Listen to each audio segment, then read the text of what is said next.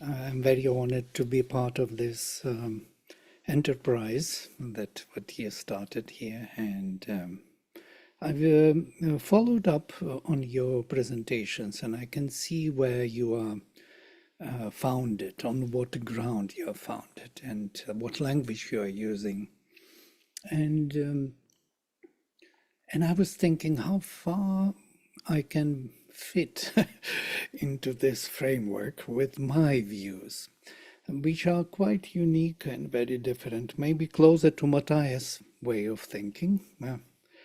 Luckily, he was first to break the ice, and now for me it would be easier to speak closer to that framework language.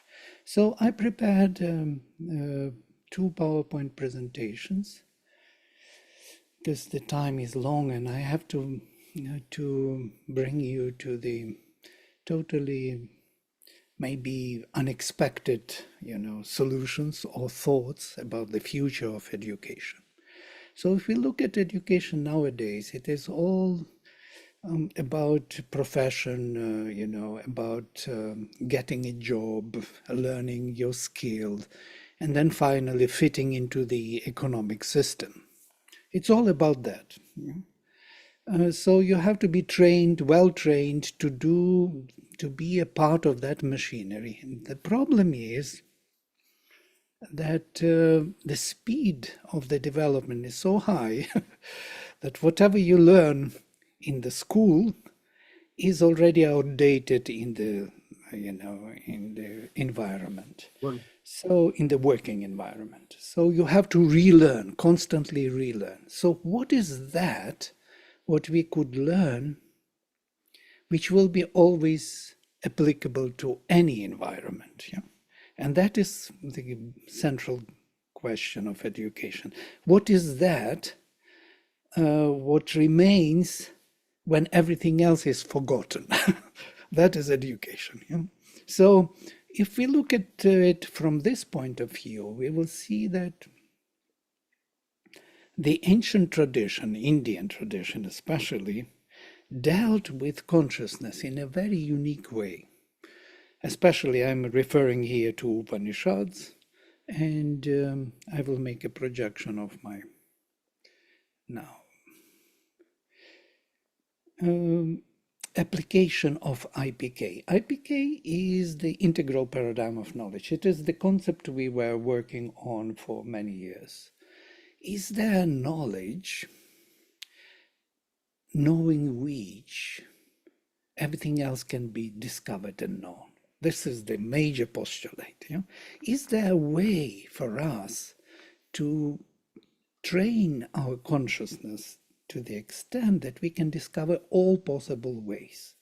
Because the world is quite open for the discovery. And not only so, the world is in the making of our discovery. What we discover, we make also. So it's not something we discover which is already given. It's also something we make by discovering ourselves and the world. So that I will start with Sri Aurobindo's on kind of words on educations, which is quite amazing because he wrote it in 1910 or something. Right. Well, there will be, yes, muting someone. We can ask other people to mute themselves, otherwise we will hear their backgrounds. Those systems of education which start from an insufficient knowledge of man think they have provided a satisfactory foundation when they have supplied the student with a large or well-selected mass of information on the various subjects which comprise the best part of the human culture at the time. The school gives the materials, it is for the student to use them. This is the formula. But the error here is fundamental. Information cannot be the foundation of intelligence. It can only be part of the material out of which the knower builds knowledge the starting point, as it were, the nucleus of fresh discovery and enlarged creation. This is important. We have to enlarge the creation. We are growing in knowledge and enlarging the creation at the same time. The education that confines itself to imparting knowledge is no education. It's a profound statement, and we are still in this framework of imparting, knowledge. I've seen your presentations, and they are all trying to get out of that dead corner of imparting knowledge, through pedagogy, through engaging students better, to start from near to far, one of the principles of integral education, to speak the language of the student, and then to engage them into the discovery, self-discovery and world discovery. There is a very interesting statement by Sri Aurobindo in the Foundations of Indian Culture about India's role, about Indian Renaissance. So he says the Indian Renaissance is arising, and that must determine its future tendency, the recovery of the old spiritual knowledge and experience in all its splendor, depth, and fullness is its first, most essential work. If it is forgotten or removed from our educational kind of framework, if we are not even trying to understand what India's role was or is or will be, then we are actually missing the point. Now, this is the first point. The second point, the flowing of this spirituality into new forms of philosophy, literature, art, science, and critical knowledge is the second. And the third, an original dealing with modern problems in the light of the Indian spirit, and the endeavor to formulate a greater synthesis of a spiritualized society is the third and most difficult. Its success on these three lines will be the measure of its help to the future of humanity.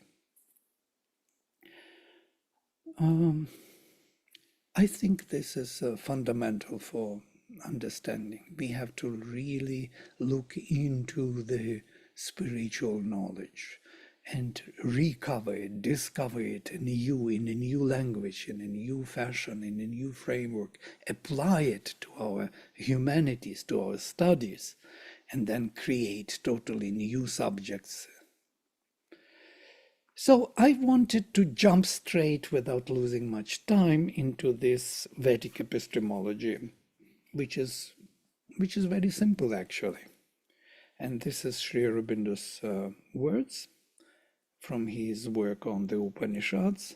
In the ancient conception of the universe, our material existence is formed from the 5 elemental states of matter: the ethereal, aerial, fiery, liquid, and solid. These are 5 Pancha Mahabhutani, as you know, 5 major elements. And nobody removed those elements, yes, they are still here. Everything that has to do with our material existence is called the elemental adhibhuta. It is when we look at the world as elements, as the physical, material embodiment.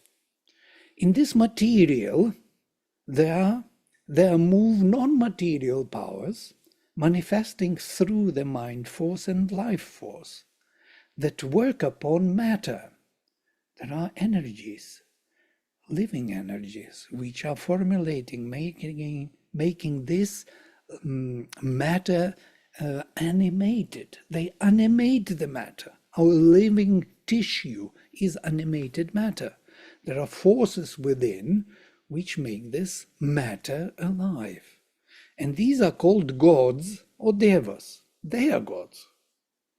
Everything that has to do with the working of the non-material in us is called adhidaiva. It's the adhidaiva approach when we study these non-material powers which make matter move. That which pertains to the gods, adhidaiva, concerning the gods. But above the non-material powers containing them, greater than they is the self or spirit, Atman, and everything that has to do with this highest existence in us is called the spiritual, Adhyatma. It's quite known to everyone, yes, especially Indians. So here we are. Adhyatma is in the center, the most central, the purest, not yet manifested, then Adhidaiva, then Adhibhuta on the periphery. If we look at them in this way, so we will see that Adhidaiva is in the middle, connecting the Adhyatma and Adhibhuta, the innermost and the outermost manifestation. Yes? So we can turn our faculties, which are Adhidaiva, these faculties of the mind and life, within or turn them without. We can look without on the world or we can look within. In the Upanishads it is said that the wise man closed his eyes and looked within. So there is also a big problem because of this. We can look either within, then forgetting the without, or looking without, forgetting the within. Unfortunately, it's not so easy for us to do the both lookings. Yeah? We cannot look within and without simultaneously. This is the problem of our psychology. So the moment we get involved in the outer world, we forget about our inner being. The moment we want to discover our inner being, we have to close our eyes, stop thinking, dive deep within, stop even breathing. People go into deep meditation, into samadhi, trance, move away from the surface world into the inner worlds in order to make a contact with the inner being. So is there a way, and this is the fundamental question for this presentation, is there a way that both the inner and outer could be activated without compromise? Is there a way that Adhidaiva would be the bridges, the intermediaries between the innermost and outermost? So for the Upanishads, it's quite interesting. They propose the yoga which makes these faculties of consciousness, and these are our seeing, hearing, speaking, thinking, yeah, being, feeling, and being in the body, the awareness of the body. These 6 major faculties of the Upanishads, Annam, Pranam, Chakshu, Shrotram, Mano, Vacham, iti, by definition by Taittiriya, that is the body, Annam, Pranam, the life force within the body, Chakshu, Shrotram, seeing and hearing, Manas and Vak, speech and thought and speech, mind and word. These are the major faculties which have to become intermediaries between the innermost being within us, consciousness within us, let us call Adhyatma consciousness, and consciousness operates by the faculties. So without the faculties, consciousness cannot operate, yes? If we don't see, don't hear, don't speak, don't think, don't feel, and don't have the awareness in the body, there is no consciousness. Yeah? Consciousness fades away. So consciousness is represented in manifestation through these major faculties. Can there be the connection through these faculties to the surface of that innermost consciousness? There can be. These faculties have to become, as Sri Aurobindo says, consciously passive not interested in the fulfillment of their own desires, in the surface being, but turn within, staying without by turning within and receiving the light from within, which will reach to the surface. So this the whole yoga is about this. Vedantic yoga, yoga of the Upanishads, is to bring the innermost light to the surface through the faculties. Yes? So, as Kenna would say, Yadvachana bhyuditam yena vaga bhyudyate tadeva brahma. That which is not spoken by the word, but by which the word is speaking, that is spirit. Yat manasana manute yena hurmanomatam tadeva brahma. Tvam vidhi nedam yadidam upasate. So that which is not thought by the mind, but by which the mind is thinking, that is the spirit. Yat chakshushana pashyati yena chakshunshi pashyati tadeva brahma. So what is not seen by the eye, but by which the eye is seeing, that is the spirit. Which is not heard by the hearing, but by which the hearing is hearing, that is the spirit. So the spirit is not, cannot be seen or perceived by the faculties, because by the spirit the faculties perceive. So this is the other way around. So we have to understand that the faculties are actually embodying the spirit, the consciousness, our innermost consciousness, in its action upon the world. So making them sensitive and perceptive of the inner light and allowing that light to come through them to the surface is all what we are here to do.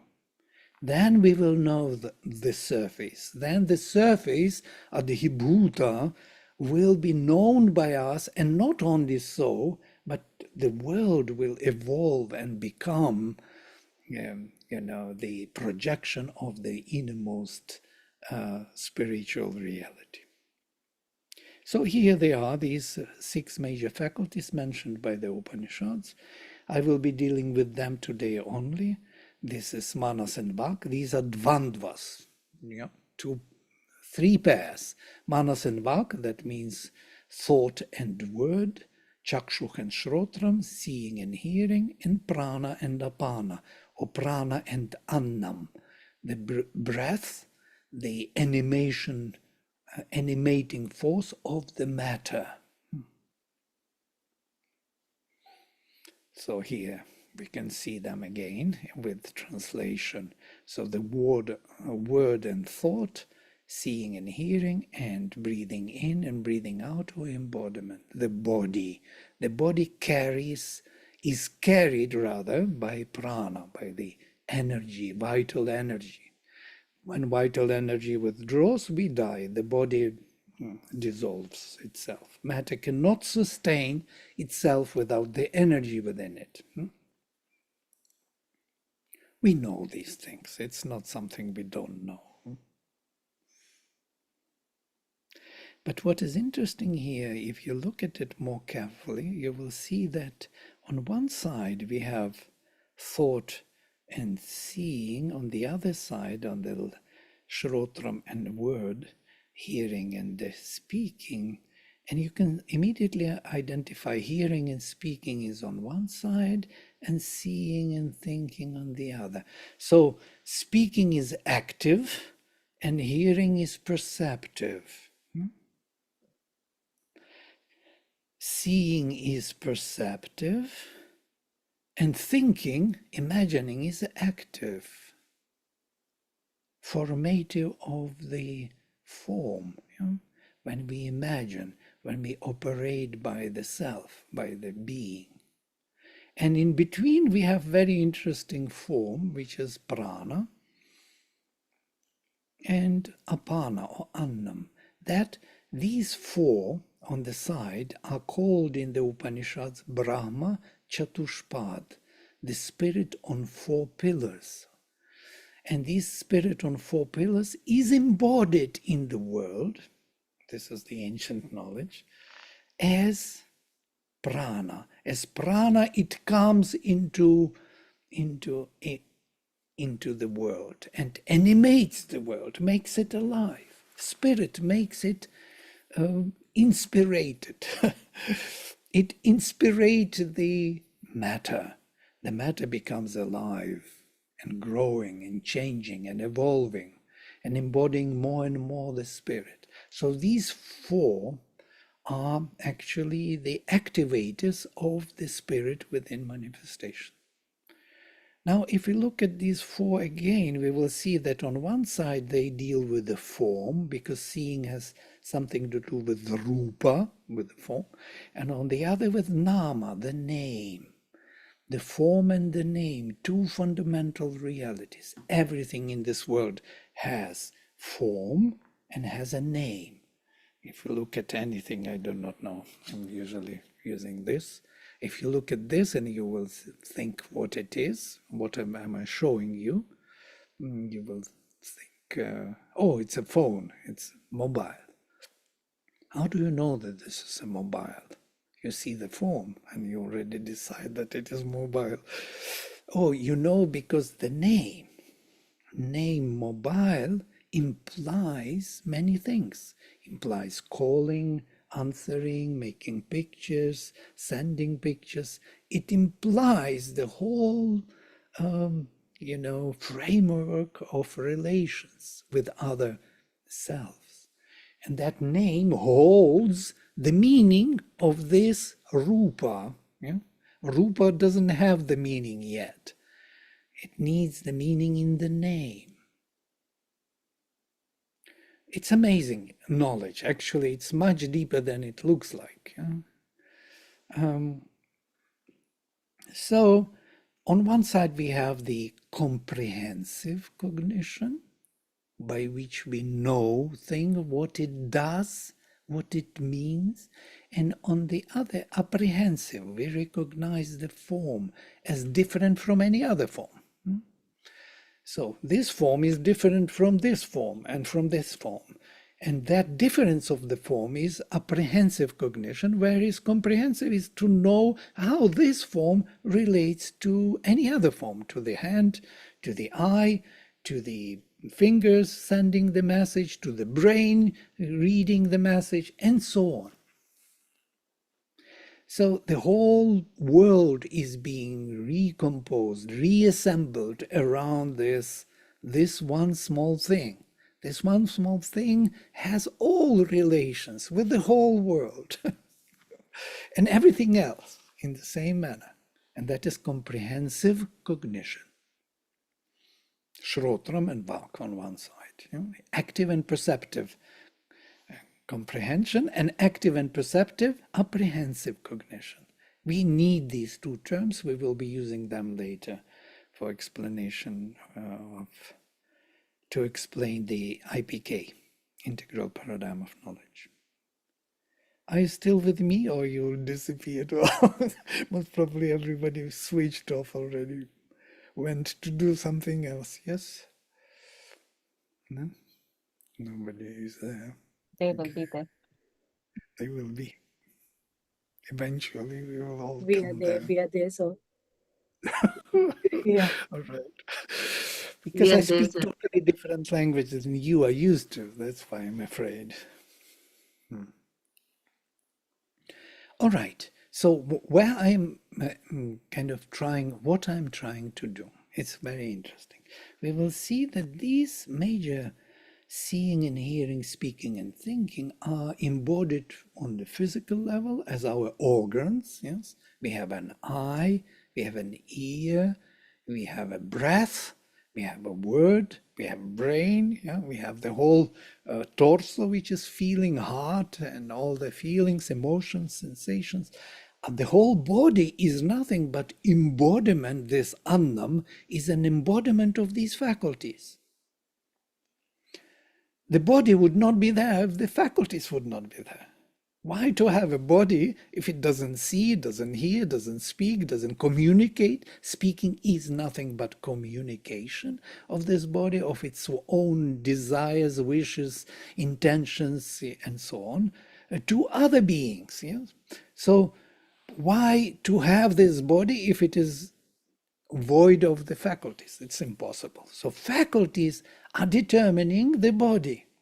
They are the projections of the universal Purusha, according to the Upanishads, which build this individual form, framework for themselves to embody the spirit.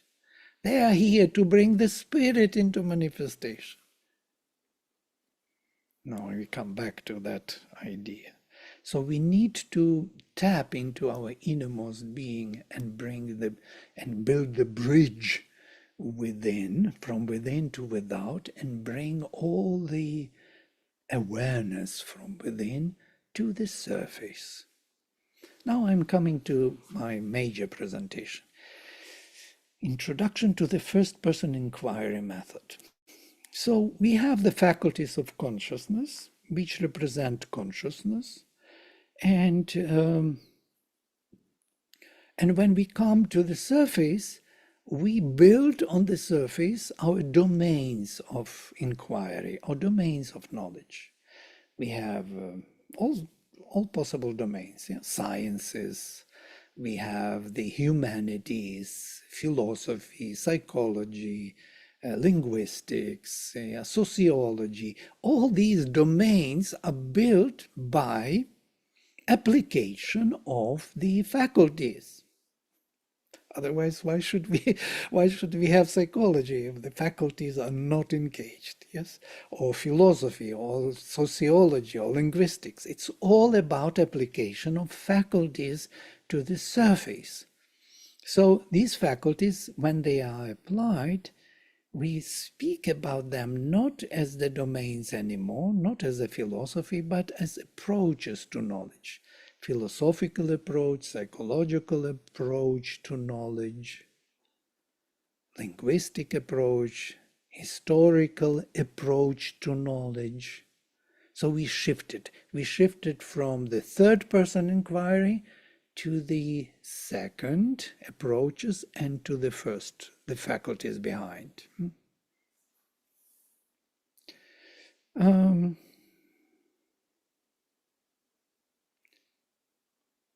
Here I will give this 6 again. So if we look at our very interesting kind of thinking in this direction, we can build differently our thinking, but it is important for us to start somewhere. This is the beginning. So we have to recognize the self, the being. And this has to be demarcated or cognized as separate from other beings. So I have to recognize myself, my body, as separate from any other body around me. So that kind of cognition, apprehensive cognition, highlighting one form away from the other, demarcating it, removing it, cutting it off, drishti, seeing. Drishti is from dri root, basic, to tear apart, to separate, to cut off. So this cutting off, separating one form from another, realizing that that form has its own being, is this self inbuilt in the self-knowledge, apprehensive cognition. Cognizing the self. And it can be active or subjective. We will come to these other terms, samjnana, prajnana, ajnana, vijnana later. But simply simplifying it is thinking as imagining the form, cutting it off of other form, creating a separate imaginative form. Perceptive also as seeing that form, not creating it, but seeing it, perceiving it, perceiving the self.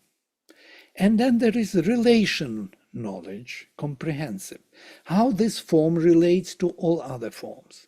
By the way, the meaning is built only on this, how the form relates to other forms. If I show you the glass, you will know that the glass can hold the water and I can drink from it, I can take by hand. All these meanings, hand, water, drinking, it can break, all the meanings around this and related to this is the relational knowledge. And this relational knowledge is all about the meaning. We know that glass is meaningful because of these relations. Otherwise, it's not meaningful. It's just the form, which has no meaning. So speaking is active, expressing oneself, as such, one's own kind of relation to others, and hearing, perceiving the relational, so to say, need of other self onto yourself. Hearing the word, hearing the wish. I give this example. If you see somebody's face, seeing is a direct evidence of the truth and hearing is indirect. If you see somebody's face behind the glass and that face, you have direct evidence, you see the being, but that being is trying to tell you something and you don't hear. You don't hear what the being wants. And the being wants a glass of water and you don't hear it. So you see the face, you see the being, but you don't know what the being wants. And that is the relational knowledge. The being wants something which is not there. It wants to bring into this context, into this framework, something which is not available here.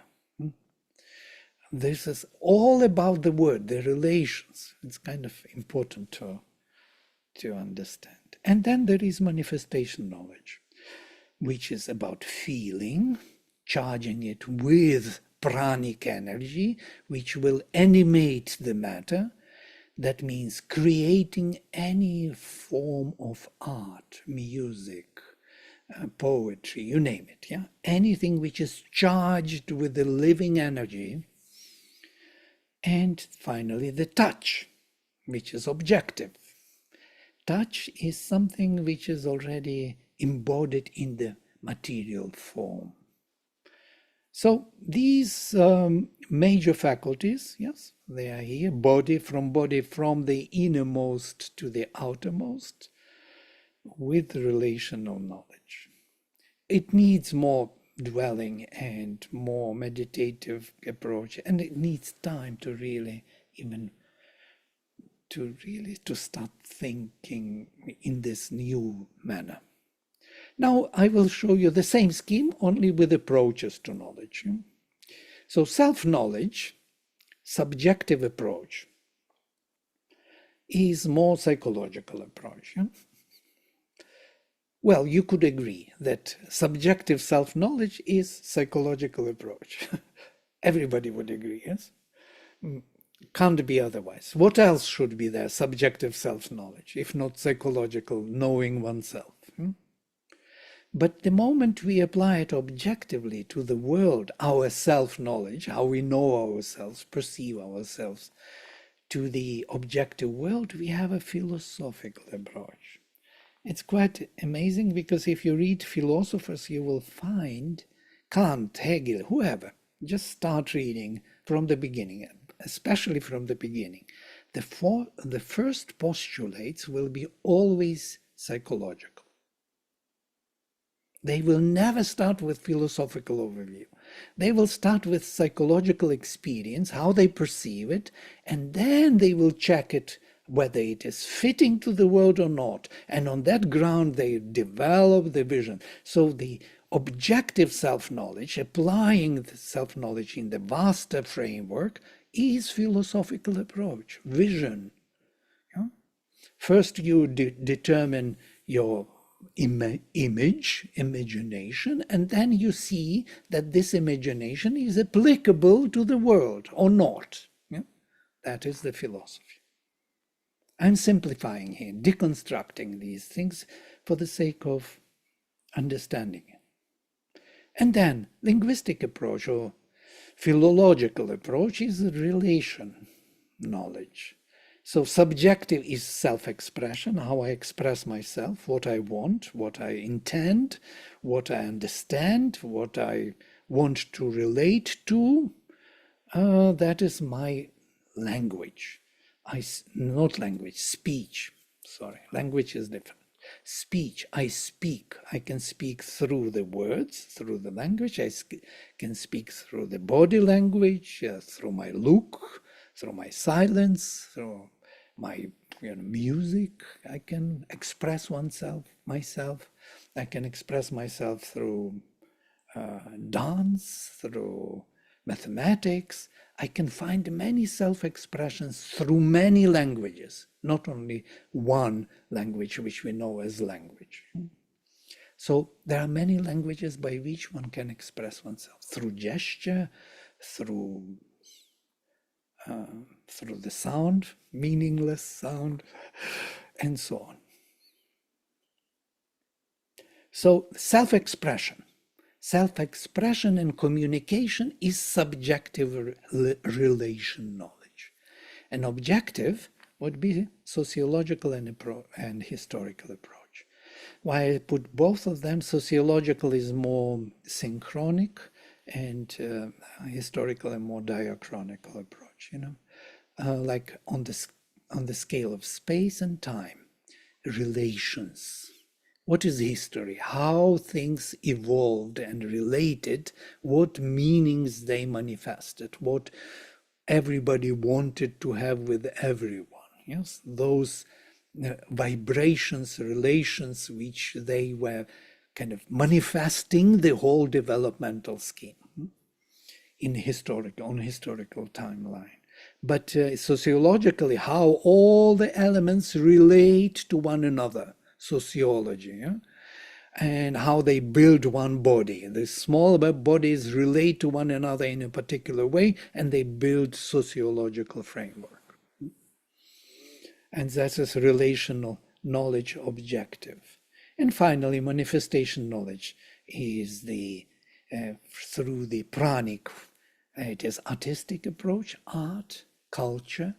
It is something which embodies the spirit, finally, in the form of beauty and in the form of refined feelings, emotions, which is actually the aim of the whole creation, is this manifestation knowledge in the subjective sense.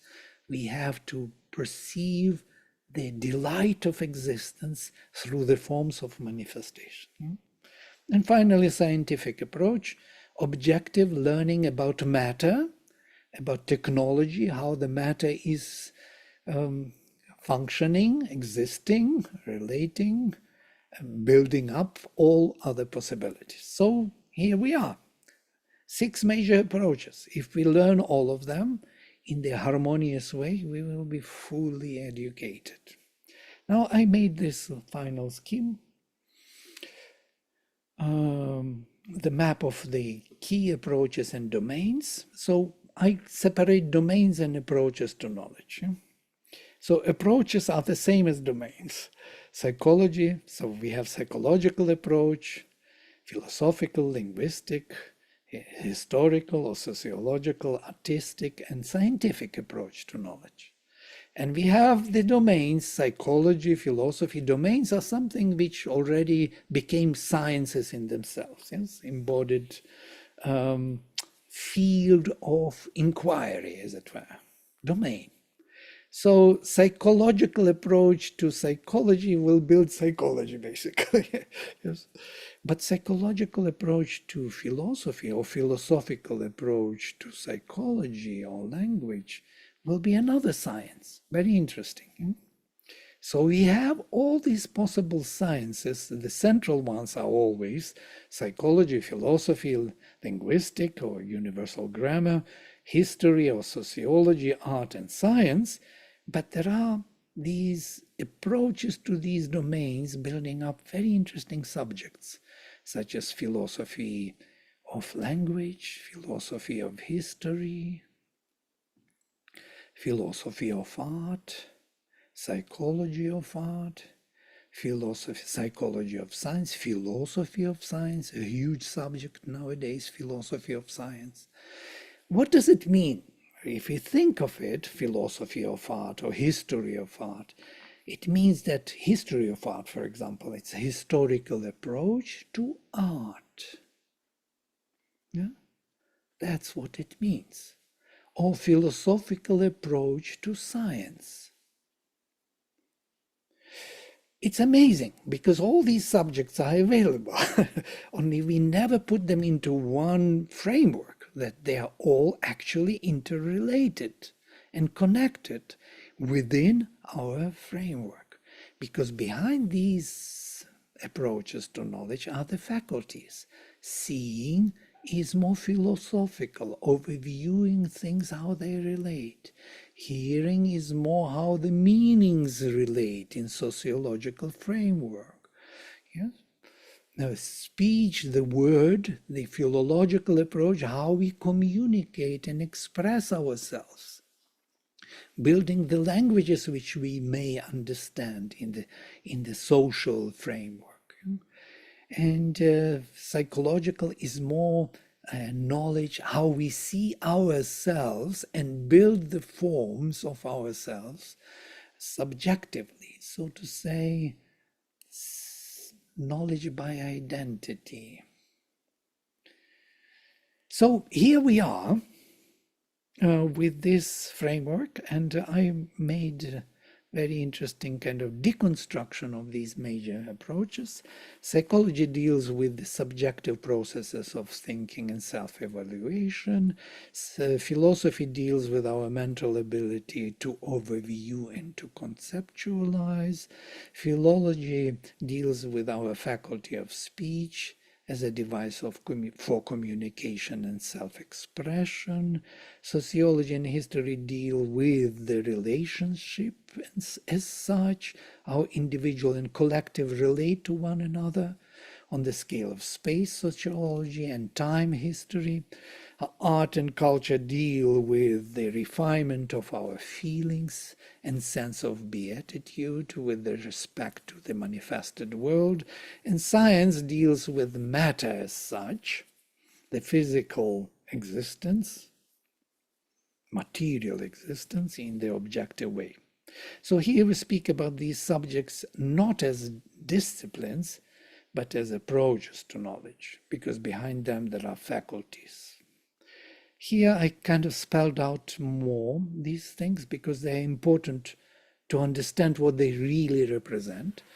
Philosophical approach to knowledge. Everyone has to have a metaphysical picture of the world, some picture of the world.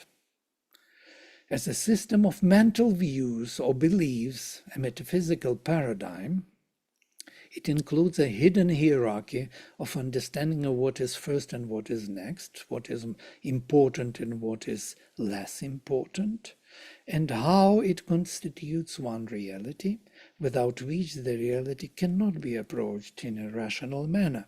We need this hierarchy. This is how mind operates. Yeah? This overview has to be there. Psychological approach is that everyone has to know oneself to a certain extent and to have a certain personal attitude towards the world. Psychology, basic psychology.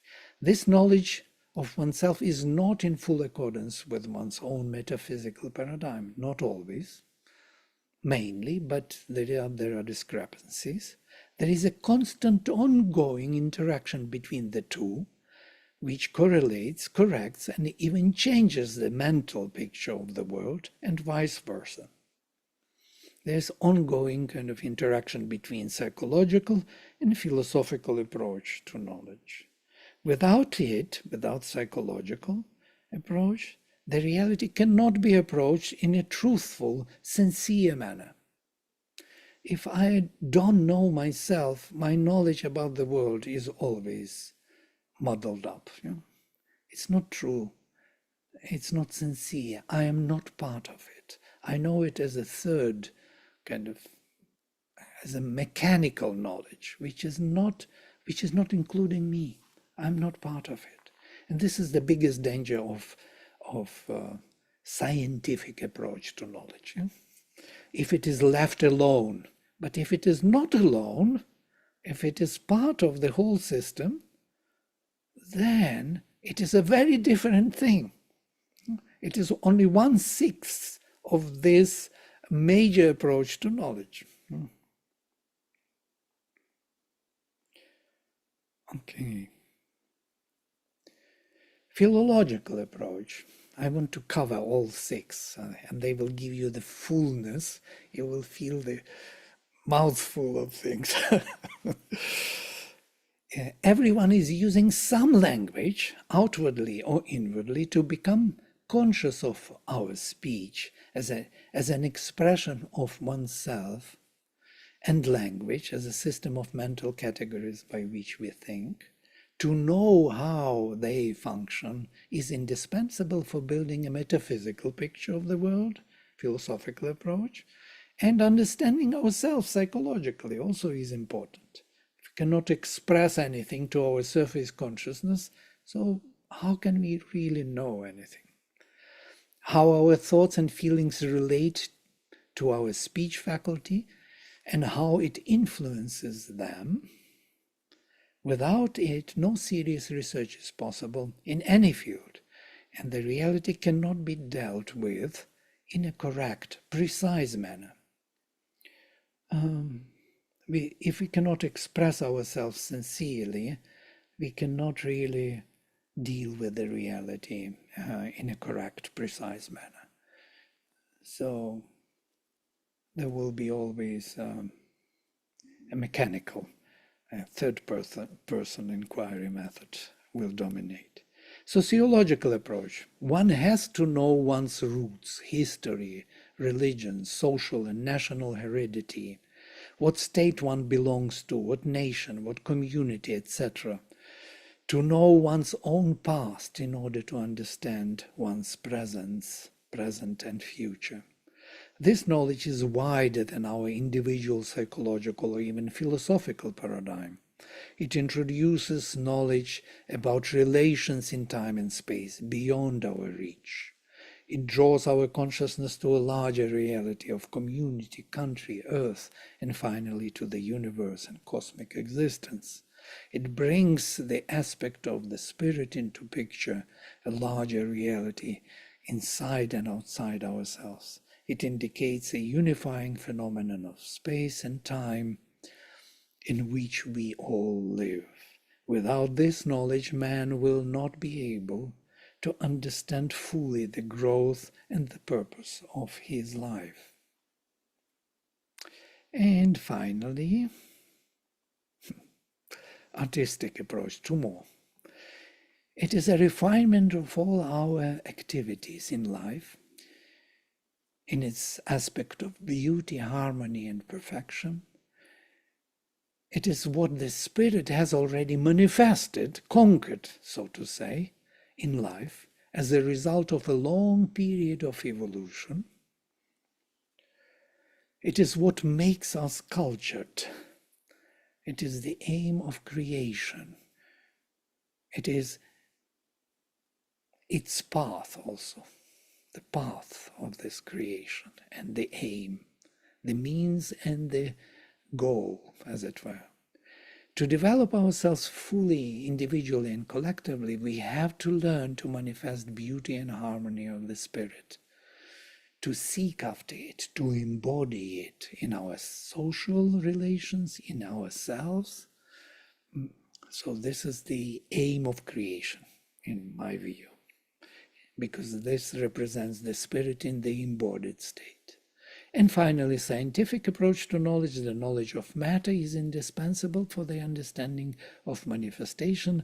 All the changes, philosophical, psychological, philological, sociological, cultural, and are possible only in matter. Matter is the foundation and the embodiment of any change. It is fixing everything to a certain stability so that another change can take place. If matter would not be able to fix it, the next step would have no meaning, for it would have no ground to manifest a new change. It's a very simple dialectical thought.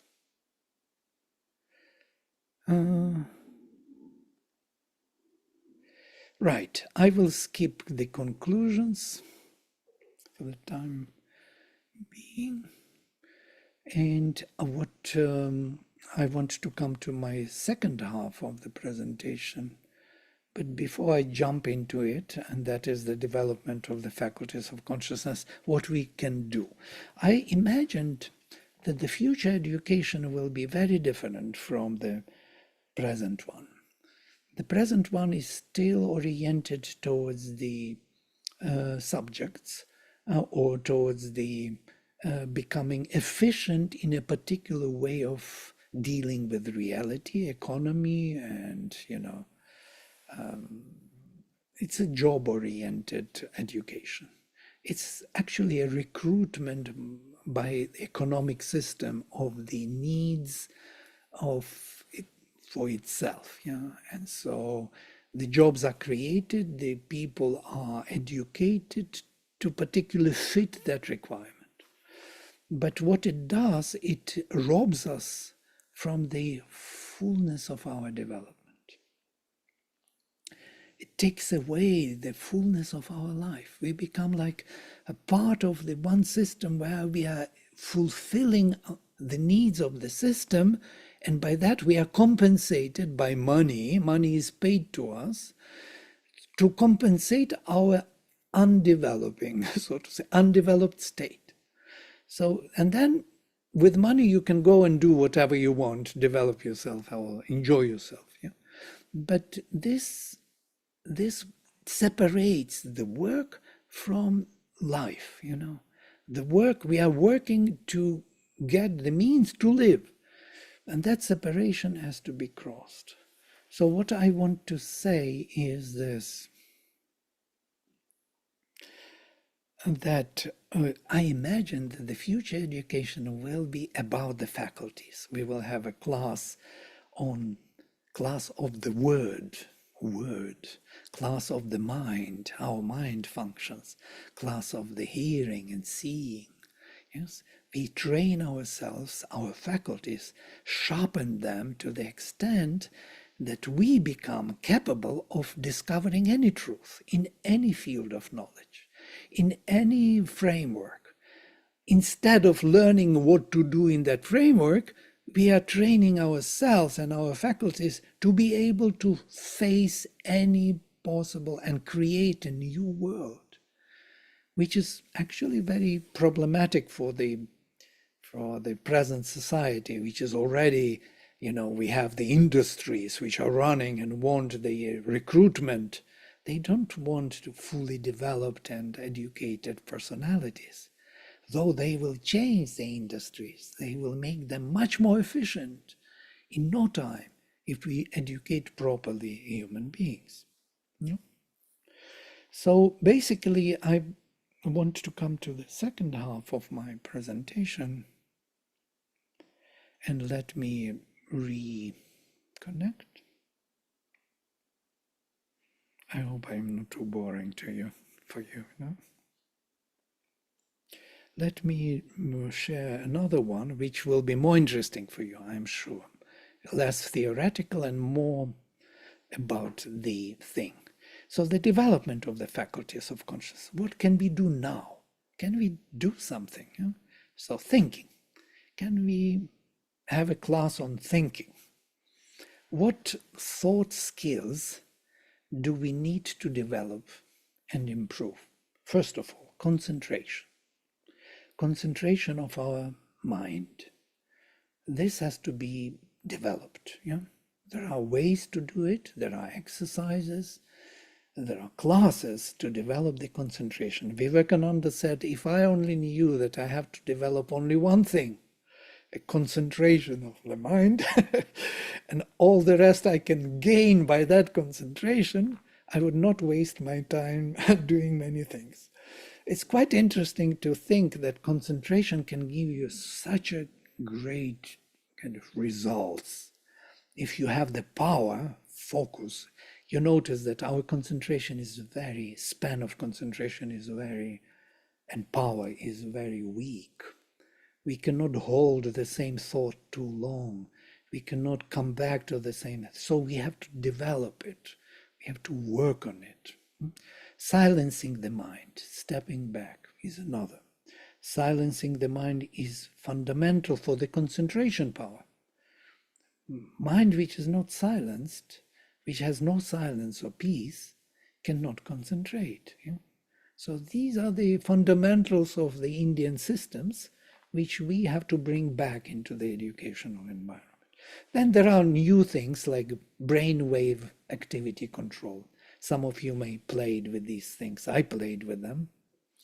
And this is an amazing exercise because you can find the position in which you can really change the waves, yes, from alpha to beta and so on.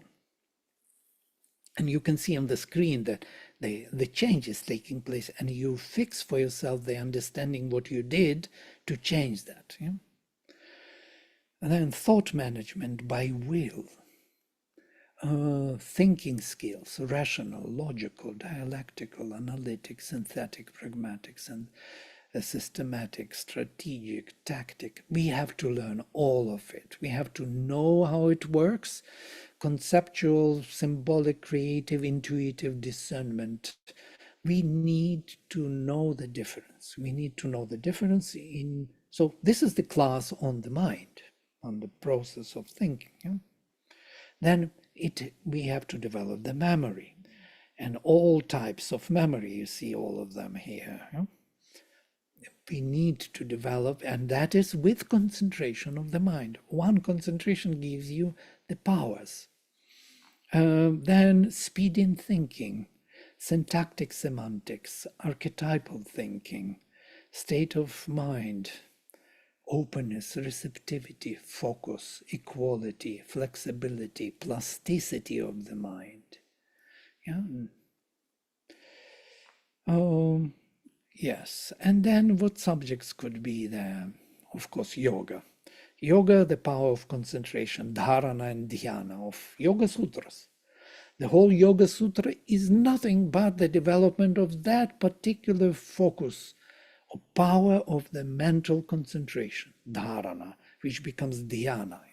Dhyana is the same dharana, only it is natural, so to say, without effort, effortless dharana.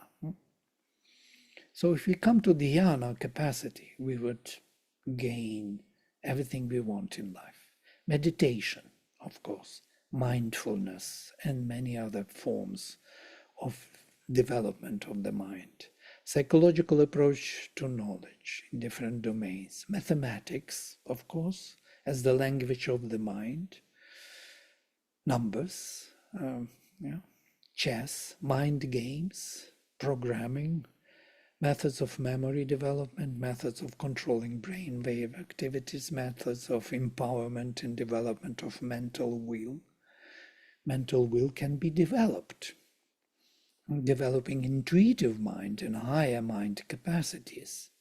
High-speed reading also could be a part of it. Seeing. And now I touched only the mind. I'm coming to the second faculty, seeing. Apprehensive cognition, noticing things, discernment of the image origin, mental, vital, physical, seeing, developing physical sight, shapes, colors, periphery, volume, size, details, perspective, composition, and so on. It's all within the seeing.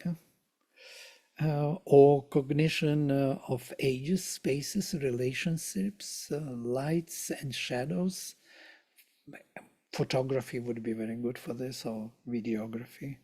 Holding the image of things with all the details, creating the image of things with all the details in the mind, drawing in the mind, developing imagination, developing subtle vision. Photographic memory can be developed. So you look at a glance at the text and then you close your eyes and read there. Yeah? It can be developed. Learning different languages of forms, abstractions, realism, symbolism, geometry, and so on. How to become an objective thinker, a philosopher, maybe viewing things, how they are regardless to what you want them to be. So drawing, sculpture, graphics, photography, cinematography, geometry, design, these are all ways of applying or developing these skills. Hearing. Somebody wanted to say something? Well, I most probably I will not be able to overload you with all this. Hearing is also very important, and the word is even more important. If we even learn the mind and the word, this would be a great educational system. So I will touch upon the word, and I will stop there. Recognition of intention and the context. Expression of intentions and states of consciousness on different levels: transcendental, supramental, universal, intuitive, mental, vital, physical. A research in identity of name and form, nama and rupa I mentioned, signified and signifier, the whole linguistic approach. Discerning speech and language, the difference. Semantic, syntactic, and pragmatic approaches to language and knowledge. Communication skills in different languages. And not only languages which are verbal languages, but also other forms of languages, musical, artistic, body language, and so on. Beauty and harmony in words, art of self-expression, art of poetry in prose, hymns and mantras as the highest forms of the word, how to be a linguist or philologist, and more things like oratory skills, public speech skills, which we don't have, we don't teach children. Can you imagine the class on the word where you learn to speak in the poetic speech, appreciate the meter, the mantra, you can speak in poetry or express yourself in the highest form of beauty. What it does to the person, it creates a new world for the person. So we have here all kind of languages, many multilinguistic national languages, linguistic approach to knowledge in different domains, oratory skills, creative writing, poetry and poetic skills, prose and storytelling, also very important. Theatrical speech, dramatic skills, body language, different means of expressions through music, art, word, dance, gestures, different gestures, facial expression. In India, they had these skills. They had these avadhanas. Avadhanas are named concentration. There are these shatavadhanis, ashtavadhanis, poets who create poetry on the and there are also netra avadhana. So you have to interpret the looks. I have to communicate with you only through my eyes. So these are actually the skill of the word as the means of self-expression. Svadhyaya, the role of Svadhyaya, it's a big topic. So, and then there is a more vital. Vital is something we ignore. A purification of the vital being, cognition, discernment of emotions, feelings, sensations, or dealing with stress, fear, anger, lust, greed, desire. This is all about vital and emotions and sensations. How to become creative person also. And then the big part is the body. And the body also has its own awareness. It has to be aware. There is a beautiful literature about this, the spiritual presence in the body, and how to develop the body properly. Nutrition has to be there, natural sciences. Okay, I will stop here and we'll open to any discussions and thoughts. about the future education, possibilities of future education. We are dreaming now.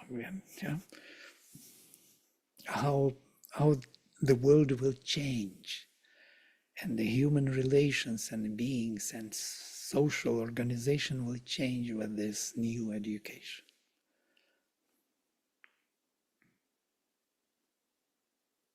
You want to give us a moment of silence, Vladimir, to take it all in, the Well, vastness of it. It has been a mesmerizing session. And like Deepti said, yes, we I think there's a lot that we have got today out of this session. Very beautifully. I think you took over this whole session very beautifully, and the importance of the faculties of consciousness. I think there's so much that we need to do in education now. And how do we build this into education is a big question. And I was just wondering how much we did, how much did we ourselves go through in school or college? So it really does, education truly deserves to, go through a transformation. To come up with something like this for the students, and I think it's also important for the faculty members to realize, how they could bring that change in the classroom or bring that change through education. So it was a wonderful session. Thank you. Thank you. Indeed, an amazing session. I never thought that faculty development program will go in this way. It was amazing listening to you. Right, and it is, you see, it is also part of the Indian system, which is so amazing. It's inbuilt there. It has to be recovered, rediscovered, and put into a new form, because it's all about the development of the human spirit. Education is all about that. It's not about, being a part of the machinery somewhere and get the money and then knock yourself out in the supermarket. It's not this. It's very, very poor way of living. We have much richer, much greater resources to live and enjoy life. We are missing on the enjoyment of life, of fullness of enjoyment. This is a very joyful way of living, to be totally aware of what you can create, to be constantly in this creative process of embodying the spirit and manifesting the inner reality.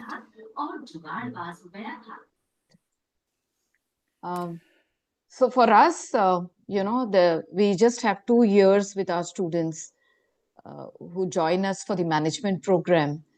And like you rightly said, many of us as educators think about the skills and the job and for us, it's how do we place them? What is it that corporates would want in them? I still am pretty confused about how do we bring that change in management institutions? Where do we start, Vladimir? Yeah, that's what. How do we start?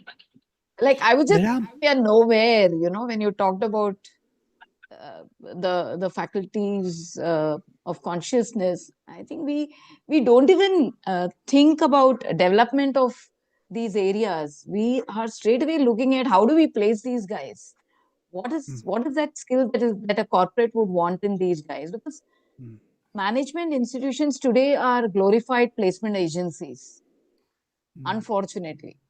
And students also do not join us for learning, I doubt. They join us for the jobs or the corporates that we can connect them to. Right. I know. I've been through the same system, I remember how we did in the university. You put everything into the active memory, into RAM memory. Overload, you spit it out, everything what you remembered. And then when you come out we ask the person who comes as a student, what was your question? He doesn't remember. You already gave it away. Everything is given away. So is this the way to go for? I don't think so. This is what I believe. If we educate children, or if they are really interested in self-development, they become more efficient in whatever field. Yeah. So even if they learn no language of that particular field of science where they go, but they have fully sharpened, developed concentration and silencing the mind, they find their answers much faster. They learn those languages which they have to learn in that field of endeavor much faster. So we should pay less attention to the field to which they go, more to the development of the faculties. Both are needed, of course, and that is also needed. They have to learn the language of the job and what to do, but not overwhelmingly, not the only thing they have to learn. There's more. And there is another part which I didn't mention, is the development of the verities or the qualities of the being, such as sincerity, humility, gratitude, perseverance, aspiration, courage. These are absolutely necessary, and they are out of educational system altogether. 12 qualities. We need these major fundamental qualities: equality, equanimity, goodness, generosity, peace. These are to be developed, or at least they have to be mentioned, that they are there to make your life more human and more spiritual. Can you imagine you are sincere in your speech, in your thought, in your feelings? Sincere, and you know that you are insincere, and you have to go deeper and to find that depth of sincerity more and more. And this is altogether another dimension which has to be added to the faculties. Faculties is the machinery which works, yes, our consciousness functions, but then the quality of that functionality has to come from the qualities, from sincerity, humility, gratitude, and so on. And if we combine these two, we will have a perfect system. It's all about human beings and their development. It's not about industries are important, but they will only benefit from it, I believe.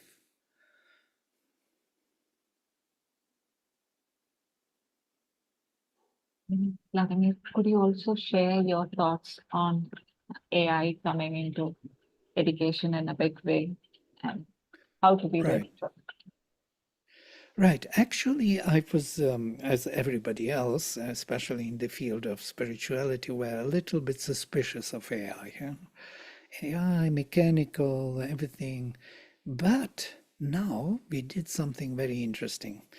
We created an AI which was educated in the literature of the mother and Sri Aurobindo.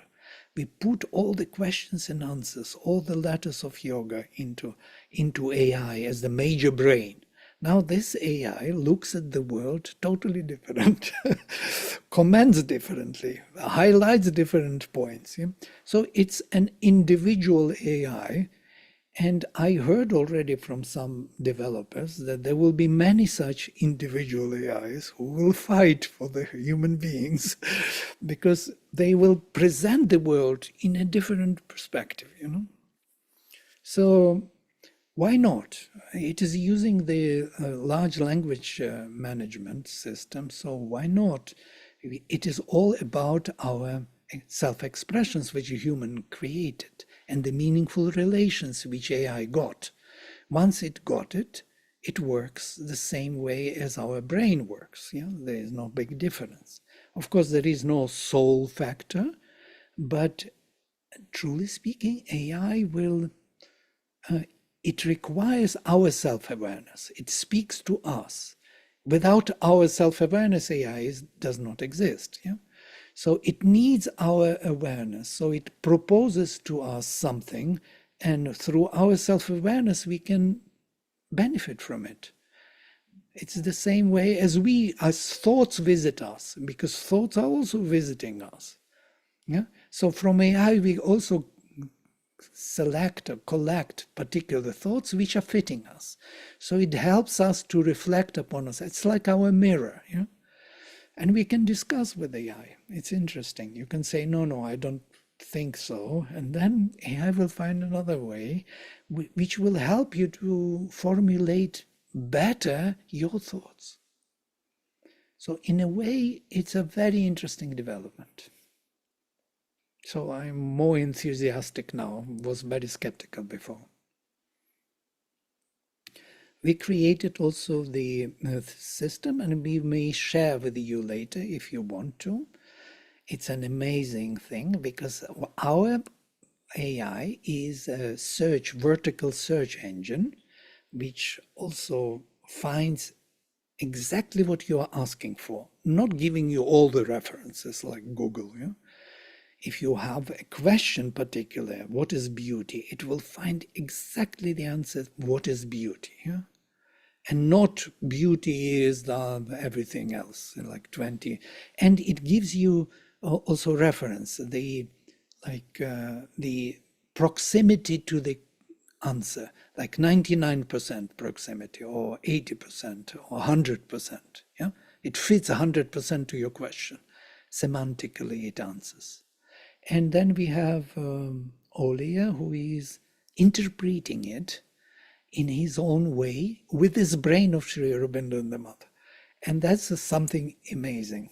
It's really very, very delightful to speak to him. He's like a child, speaking a childish language, his own, but always having the view of this deeper perception. And it's an interesting development. It is growing, it is developing every day, it is becoming better and better. So it's not something which is static, done and then you have it. No, with your questions, with your interaction, it will develop. It's a scary thing.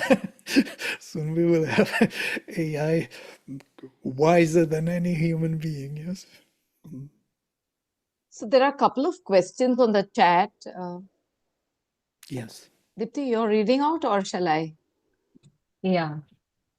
Okay, I'll just read out. I'll say. Well, there's a lot of appreciation also. Yeah.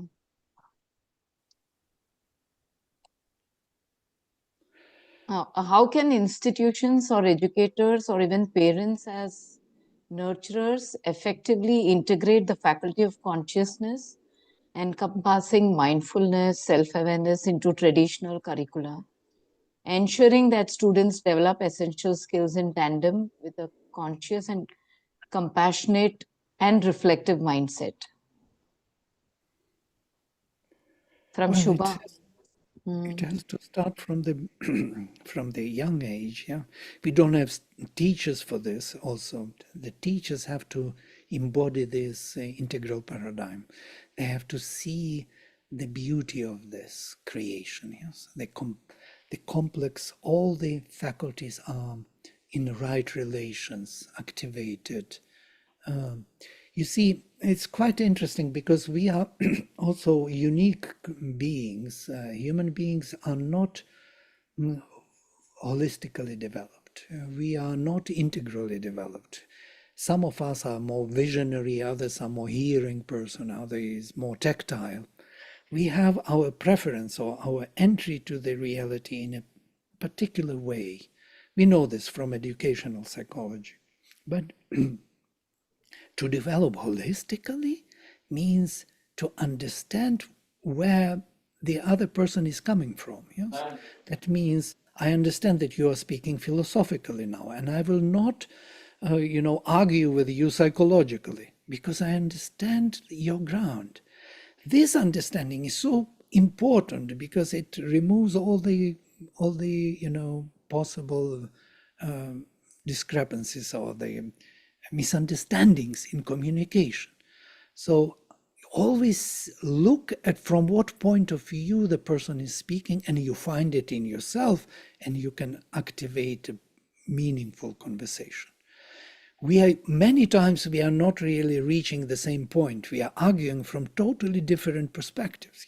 Somebody speaks sociologically, other one comes and argues philosophically, and somebody else comes and starts arguing scientifically. And here we have total misunderstanding, though everyone tried to express some truth, and never was heard or accepted. So here we have that disharmony. But to harmonize all possible relations, we have to be holistically developed and see where from the person is coming. Yeah. So here's a praise for you. The tone in which you spoke, sir, you took us to a different world.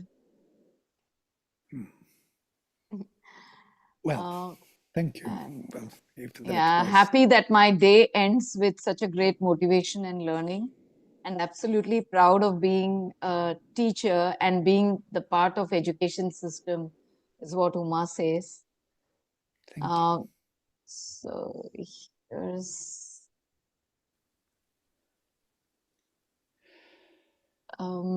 okay.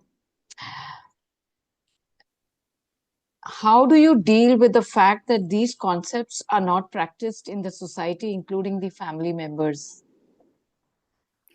Well, job-oriented mentality, industries, recruitment. We do not have educational system. We have a recruitment system, which is training recruits for fitting into the jobs. It's also needed, but I don't say it's not needed. The society is developing like this. We need jobs, we need the development. But we also should not forget that we are human beings and we have consciousness, and it has to be developed to its maximum to give us the joy of life. And it will be, I think, very efficient in the industries also. These people will be the most, successful. Even developing, even sincere person is so nice to have. Even one person who has some sincerity and truthful, to hire such person for any industry is a great, achievement for the industry. So what to say about full development, the whole set of awareness of what you can do and be. So we will not miss much here if we add to the educational system these elements of self-development of the faculties.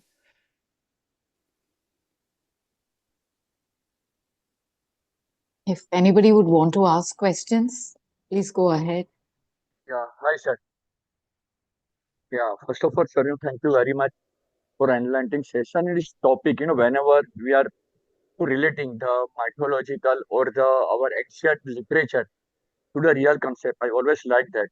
And the part which I like was regarding the Pragnan, Pragnan, Vignan, Pragnan.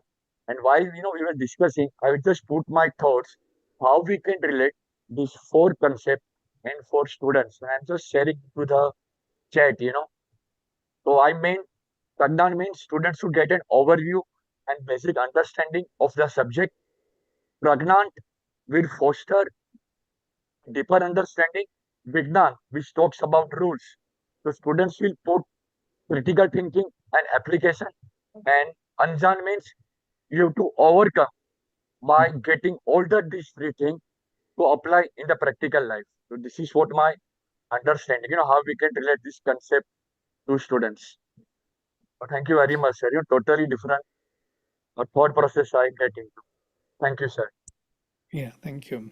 Yeah. Usually this Samjnana, Ajnana, Vijnana, Prajnana are taken from the Aitareya Upanishad, and I would recommend for you to look into what Sri Aurobindo says in the Kena Upanishad, how he interprets this is profound. Unfortunately, I didn't have time to dwell on them, but they are actually the basis of all conscious activity, action. Any conscious action has four of them and must have four of them. Yeah, Samjnana is more an inbringing apprehensive cognition of the image of things, to identify oneself with it, and through identity to know the thing. And without some jnana, nothing can be done. If I am not fixing my consciousness upon something, I will not be aware of this. Yeah? So I fix on it's first some jnana. I imbring it, yeah, to myself. I connect with myself. And then prajnana. I know that this thing is not me. It is in itself as such is the thing. So it is me because I connected with it, and it is not me because it has its own being. And then vijnana is how this thing relates to my hand, how it much weighs, how I can use it, how I see it, what I can do with it, whom I can call somewhere else, how this plastic and this heaviness and everything else, all this is vijnana, meaningful relations, which is immediately present. Otherwise, I would not be able to hold it in the hand. And the last one, ajnana, is the dwelling by power, comprehensive. I can take this and call. I can act upon it. So I already hold. आता हे गणित सोडव आणि जे येईल ना ते नाही येणार ना ते मला विचार. I agree.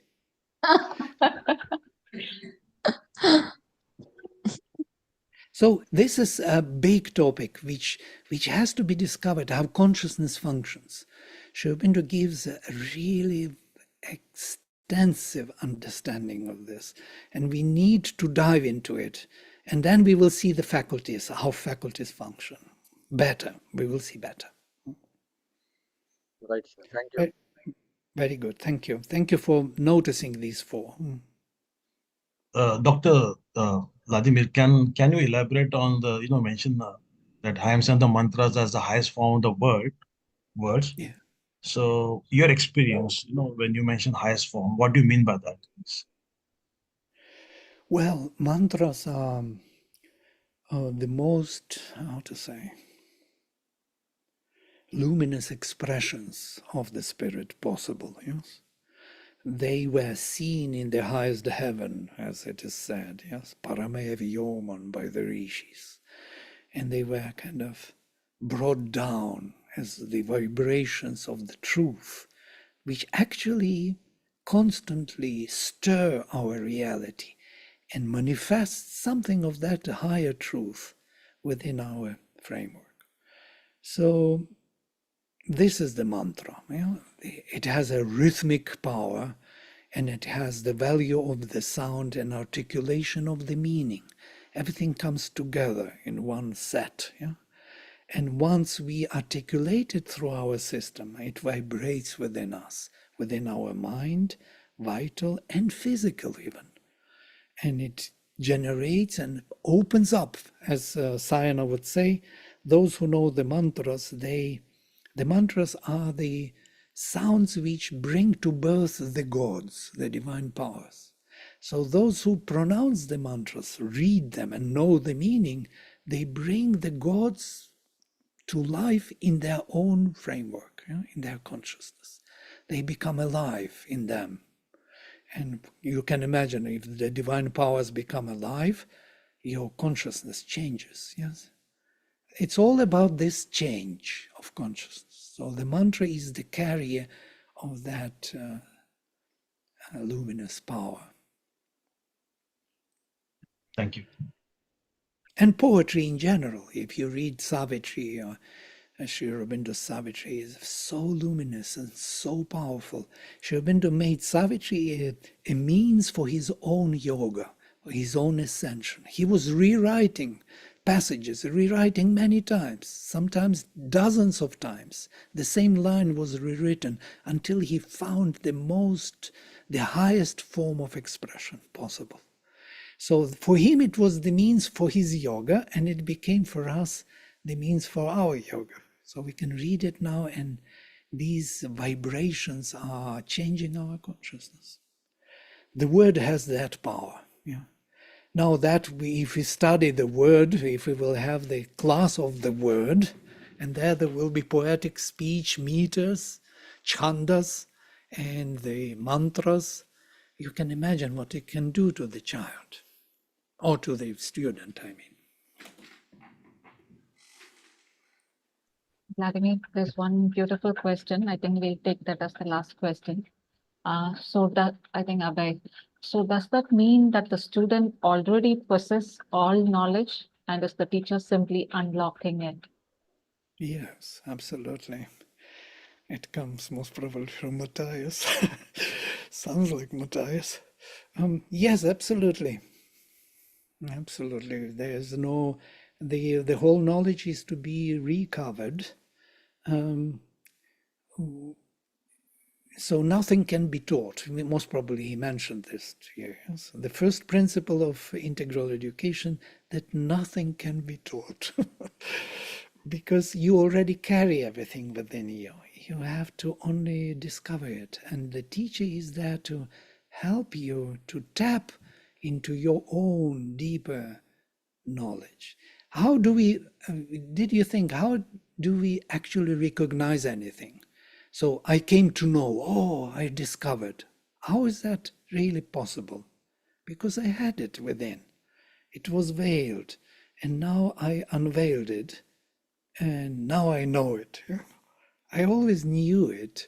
I can arrive at knowledge of what I already knew only. I cannot know something which I didn't know before. It's kind of amazing to think of. So you have to have this attitude towards students. They are the carriers of all knowledge. And once you have that attitude towards them, wow, it's very different. We were discussing this in our other group about attitude of the teacher towards the students. There was a long ago made a very interesting experiment. These inspectors came to the school and they did this experiment. They chose two kids. And they said, and they were doing very badly. Those kids were below average. And they came to the master of the school and said, oh, we are so surprised. These two kids have such high IQ and they are doing so badly. And they left. After 1 year, they came back and these two students were on the top. On the top of the class and the school. They were the best students. How come? Just think about it. This attitude has changed. Attitude of these students having all the knowledge changes them totally. They become that. So that is the major approach to nothing can be taught. And Vladimir, yeah, I can't skip this one because even I'm wanting to know. Dr. Sarath has been ask him how he is so different and full of humility. Who? You. Me? Oh, yeah. Well, I'm not really so. I'm inspired by this knowledge. Yeah, this is the knowledge which I received from the Indian tradition. If you read Upanishads, you will be looking for knowledge. Yeah, and Sri Aurobindo together, and the mother. Then I think it is there. We have to believe in the supremacy of knowledge. Yeah? We are here, the receptacles. I may be receiving now or some other time, and then in 5 minutes I will become ordinary person, yeah? And will receive nothing, will become stupid. I think we need to understand that knowledge is coming and going. It's like you're connecting to something, you're tapping into the depth of your own being, or you are not. And if you are not, you are just an ordinary person on the surface, you're a surface being, and nothing special about you. But you have a capacity to tap into the deeper self every time, whenever you want to. And then knowledge comes. Yeah? Knowledge is is a light of consciousness which reaches to the surface. And it enlightens your vital being, your physicality, and you are happy with this. This is the happiness we are looking for. We want to live a full life. We don't want to live mechanical life because it's not really pleasant, even if you have all the resources. Many people are very rich and have many resources, and they are not happy because they do not have that fulfillment, inner fulfillment. We need it into the educational system. We have to introduce it. And India is the best place for this. This is what I want to tell you. We have to tap into that deeper knowledge of India. That's what Sri Aurobindo says. Unfortunately, in the West, they don't have it. And we took the Western paradigm into India of education. And we try to make it work. And it's very painful. It doesn't work fully. Yeah? It works partially. We need to develop our own, much more luminous educational system.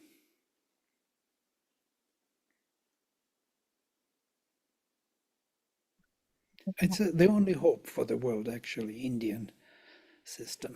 There is no other system in the world which would actually know this, that the faculties represent consciousness, and consciousness can shine through them to the surface. And the surface can be known and dealt with creatively because the spirit is growing through the faculties. This is a knowledge of the Upanishads.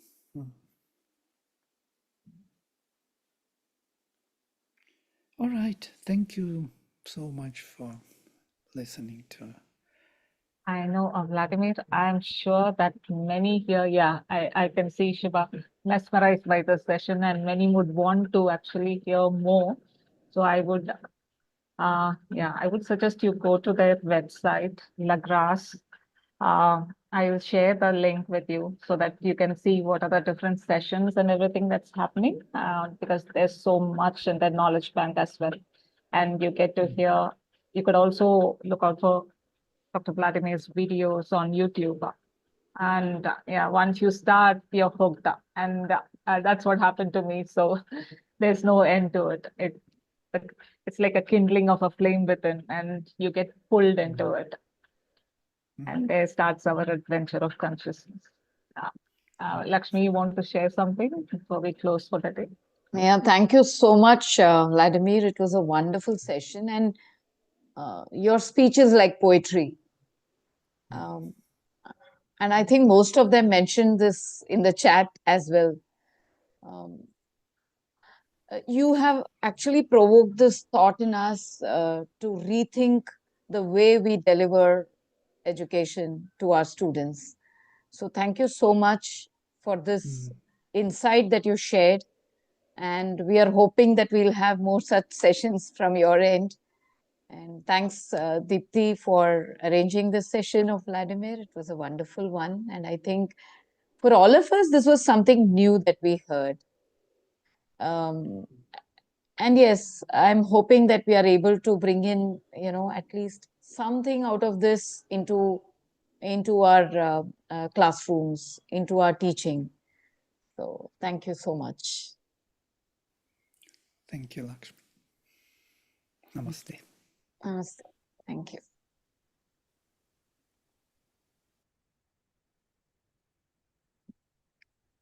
Very nice, Deepti. Lovely. But it's like